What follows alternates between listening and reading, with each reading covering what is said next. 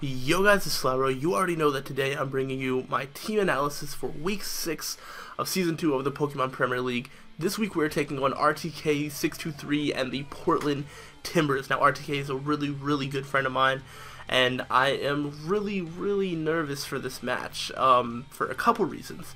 RTK is widely considered to have one of, if not the best teams, one of the best drafts in the league, as well as he's been underrated by a lot of people, but I personally consider him to be one of the best battlers in the league, and I think other people are slowly but surely coming to realize that as well. I'm starting you guys on the league table screen because I don't really want to tease my team yet. I don't want you guys to see it. We'll reveal it a little bit later, but as you can see, RTK, the Portland Timbers, they are in second place right now, only behind Shroomraver, which the RTK's one loss was a 1-0 loss, and a very close loss at that. So he is very close to being undefeated and could have made a run for being close to first in the league, which is crazy. Right now we are in 6th. We're not doing that bad. We have 3 wins, 2 losses, so we have a winning record for the first time in Pittsburgh Pyroar history, which is great. But as you can see right here, 2nd through 9th place is very close, especially 3rd through 9th place. There is a chance, a chance, depending on how games go, that by the end of this week, the FC Evington could be at a higher place than, say, like the Bayern Munich. That's how close everything is. It would take some incredible things to do so. Plus, I don't know if that's possible based on like matchups and stuff. But that's like a thing that could happen. That's how close this league is. Which means that we need to keep winning. This is such an important match for us.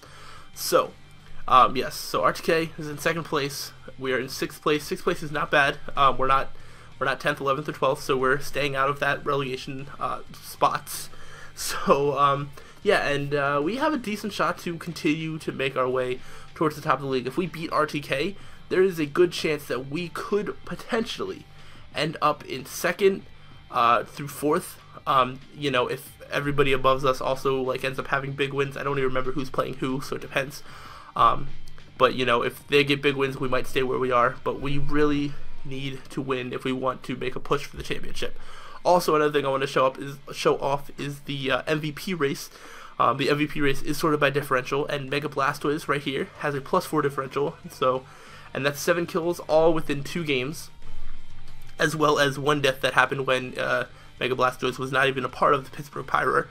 That still gives it a +4 differential, putting it in 10th place thanks to the alphabet. But actually, no, not even just thanks to the alphabet. I think tiebreakers are done by kills, so we're basically tied for 9th place with Clefable, because I think Shaman gets the tiebreaker since it has the most kills.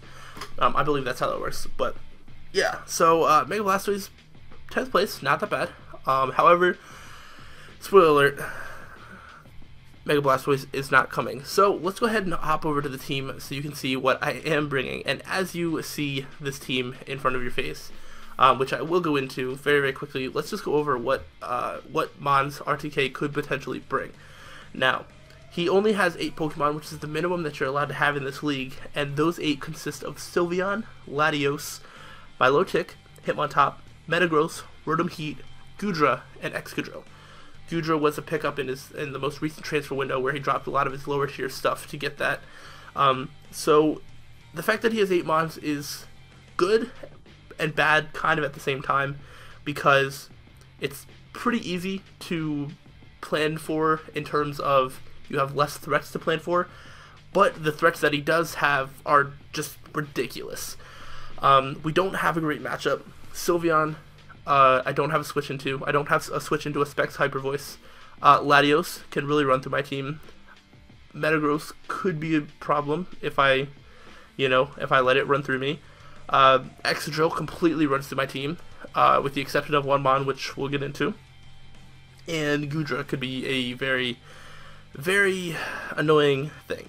So, because of that, I think I'm pretty able to narrow down what he's going to bring. Kind of. I think he could bring any combination of 6. However, I do believe that Sylveon, Latios, Goodra, and Excadrill are guaranteed to show up. I think those 4 are guarantees, and then he's got to pick 2 between Rotom Heat, Metagross, Hitmontop, and Milotic. I think it depends on how much he wants to worry about hazards. If he thinks I'm going to bring a lot of hazards, he'll bring Hitmontop. If not, then he won't.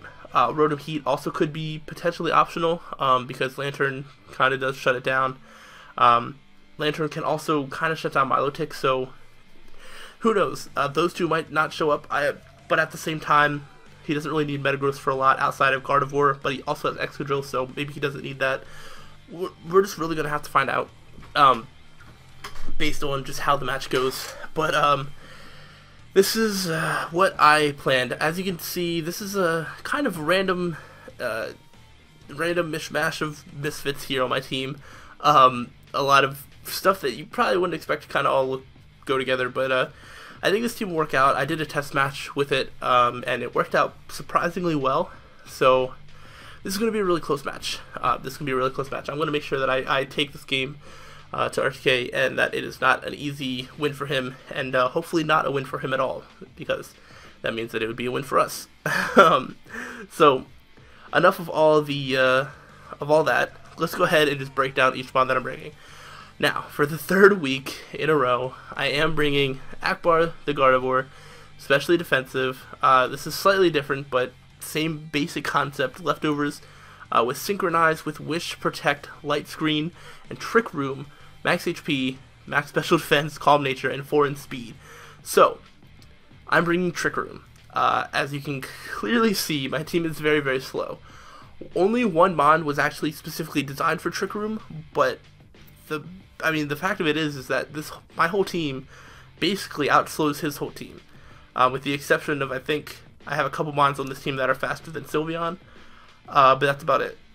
And Hitmontop, potentially. But Hitmontop's not really that big of an issue offensively. It's going to be harder to take down, but I don't think it's not going to be that annoying as far as doing damage to me. You know what I mean? So, I do have Wish Passing Gardevoir because it works so well. Protect, just so he can keep his own health back. Gardevoir is actually the only Trick Room. It's not the only Mon on my team that can learn Trick Room, but it's the only one I'm bringing with Trick Room. And we'll get to why with the very next one. We're going right to left, and you'll see why later. Trick Room is a good option for RTK because I have one Mon that just can completely sweep up his whole team. The idea of this team is to just get chip damage, enough chip damage to where I can basically just run through his team. That's the plan. We'll see how well we can stick to it. But yeah, Light Screen is just to be able to take hits better from Sylveon. I mean, like I said, I don't have a switch into a Specs Hyper Voice, so if I can get a Light Screen before he starts firing them off, that'd be great. If he is Choice Specs and I figure that out, and I get a Light Screen up and he choices himself into like Hyper Voice, then I get a free switch into Scizor, and if he's not Choice Specs, then I can live hits with things because it doesn't have the power of like a modest Specs. So not too much to worry about that. And then Trick Room is Trick Room, and this is something that people have been saying since the beginning that I could potentially bring. Still haven't done it, and I think this is the week to bring it. I need to throw RTK off a little bit because he knows me pretty well. I know him pretty well, and that's also why I should mention that I have 4 speed EVs instead of anything else, because this speed ties with Goodra, and he doesn't usually put speed investment on Goodra. He likes to bring Goodra as like max HP, max special defense Assault Vest, or max HP, max special attack, who knows. But he doesn't really like to put speed investment too much, especially when it doesn't really make sense. For my team, it doesn't really make sense. As you can clearly see, everything here is slower, and the things that outspeed Goodra outspeed it by a lot. Like, I have a Tornadus on my team that's base 111, like, and if I brought it, I would have speed investment on it, so he wouldn't be able to outspeed it. So I don't think it'll be an issue. I could also see Goodra being something crazy like max HP, max defense Assault Vest, just to be annoying. I could see Dragon Tail on a couple of his Mons, things like Milotic, just for him to kind of phase me around. He might be bringing Rocks, and if he does, he might bring Metagross for that. So there's so many things, but yeah, so the 4 speed EVs is to just outspeed Goodra so I can get a Light Screen off before it fires off any sort of hit, specifically like a Sludge Wave, anything like that. So that's Gardevoir, and that's a little bit of the team idea. Trick Room, get chip damage, and then we'll sweep up. So the next thing that I'm bringing is, and we'll be able to go through faster from here on out, I'll try not to rant as much. is Invisible the Kecleon, which is being brought with max HP, max attack, adamant, assault vest, the remaining 4 in special defense. Protean, of course, with Ice Punch, Drain Punch, Sucker Punch, and Rock Slide. This is basically my switch into Latios. I don't get to hit KO'd by anything that Latios has to do to me. And because of the wish support from Gardevoir, I'll be able to hopefully switch in multiple times on that. This also can become a switch into Goodra.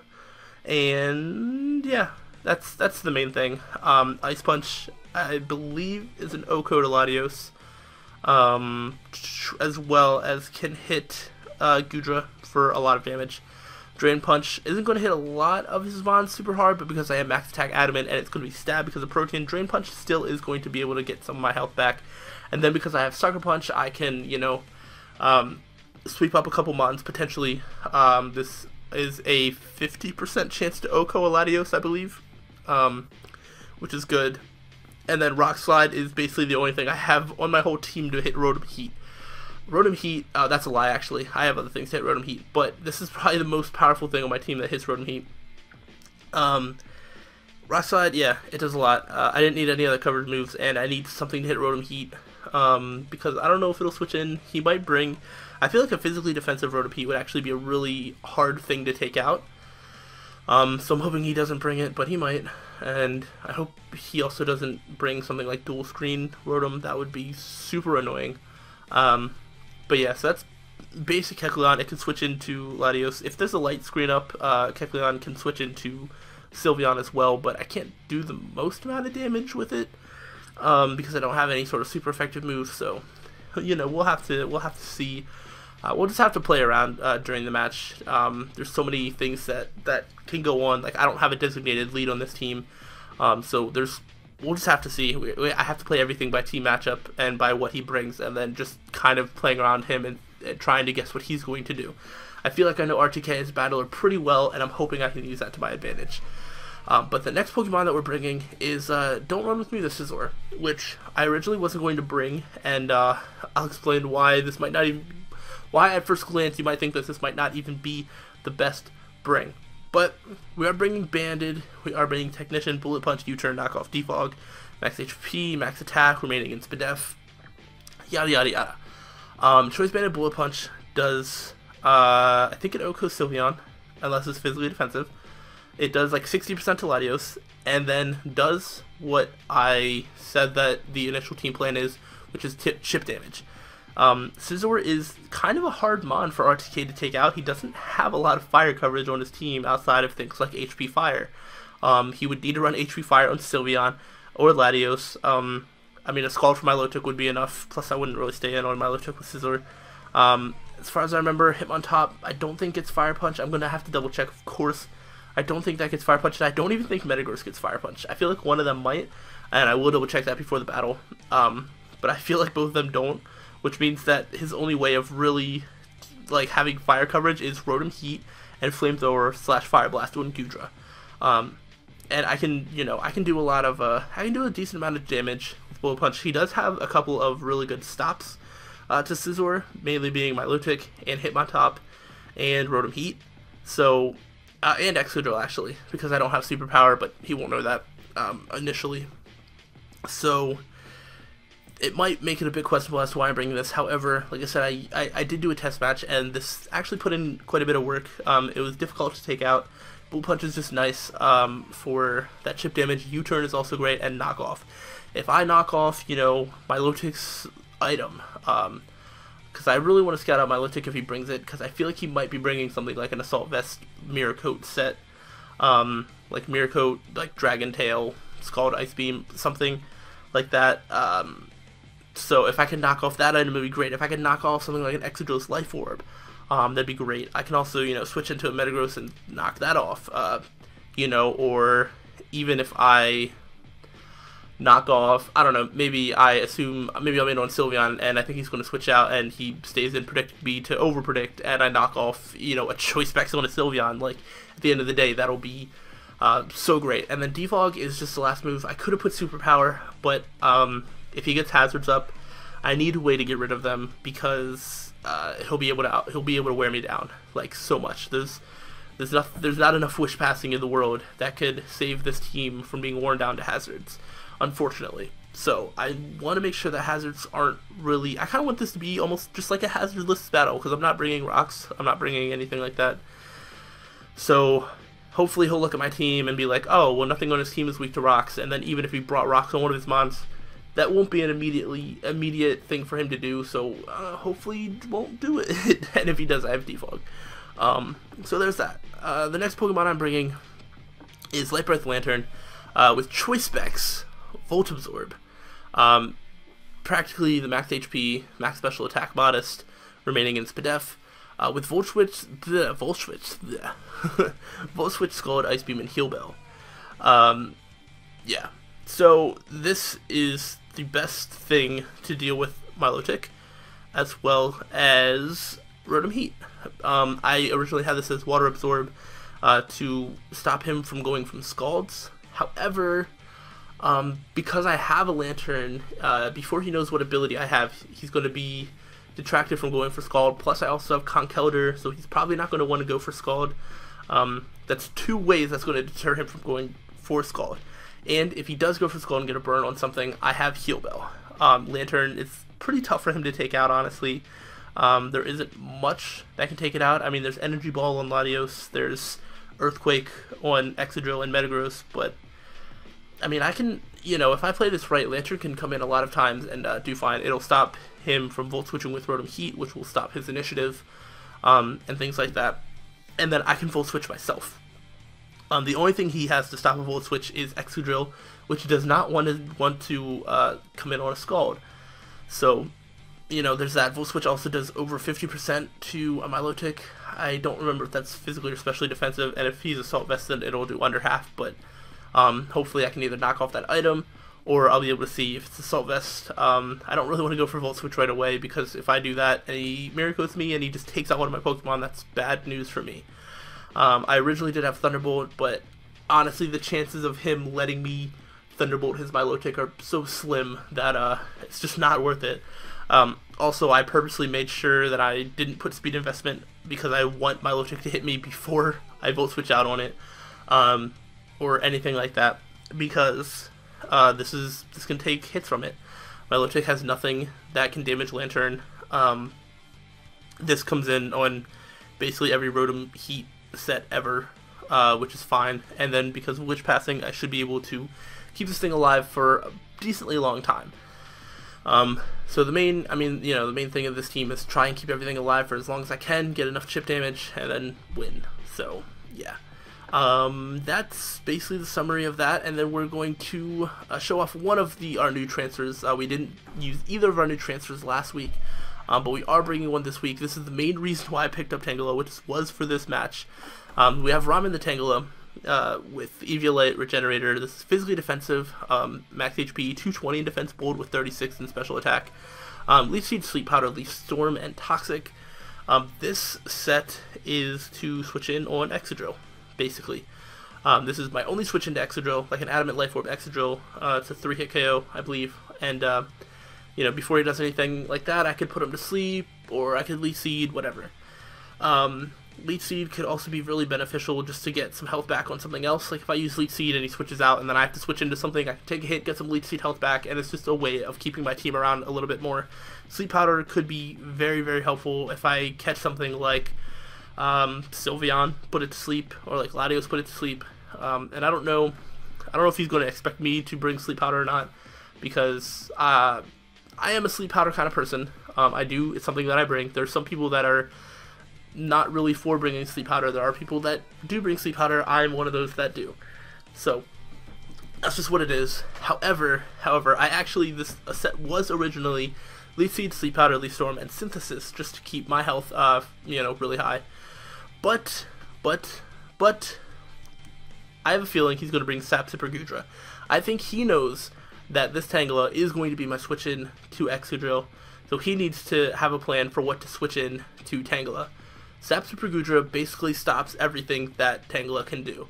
That's why I have Toxic, so I can get a Toxic off on the Gudra, and then I can try to wear it down. I can Toxic it, and then I can switch into something that can take a hit, and just basically wear it down, because Gudra doesn't get any sort of reliable recovery unless he brings like a hydration rest set, which would be super annoying.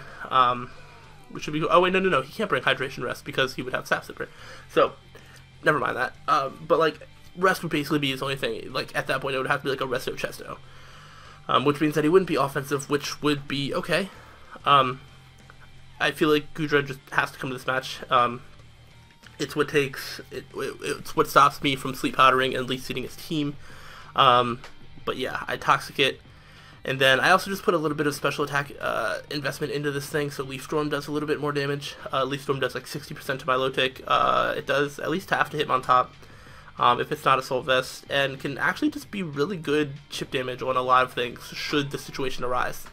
You know, if I, have already Toxic Gudra, maybe the Gudra's already down, maybe I don't want to Leaf Seed, maybe I just think he's going to switch in something, expecting me to go for some sort of utility move, and I can just take him out with a Leaf Storm. I'm not sure how many people run Leaf Storm Tangela, so he might not be expecting that.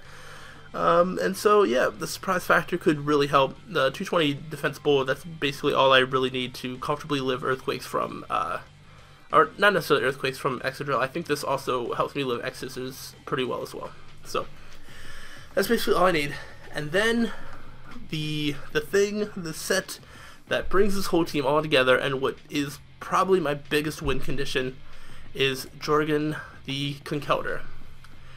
This is the week that I finally am bringing something other than Guts Assault Vest. We have Sheer Force, Life Orb, Max Attack, Adamant, Brave, because it has 0 speed IVs and speed lowering nature. Not that I need it, but hey, why not just throw it in there? This is my Trick Room Sweeper. With the remaining in defense, Earthquake, Poison Jab, Thunder Punch, Ice Punch. This coverage runs through RTK's team. Runs through it. I wish I had the Calcs one handy, but I don't. But if I just run through his team, Sylveon, I believe, gets O-Code by a Poison Jab. Latios gets O-Code by an Ice Punch.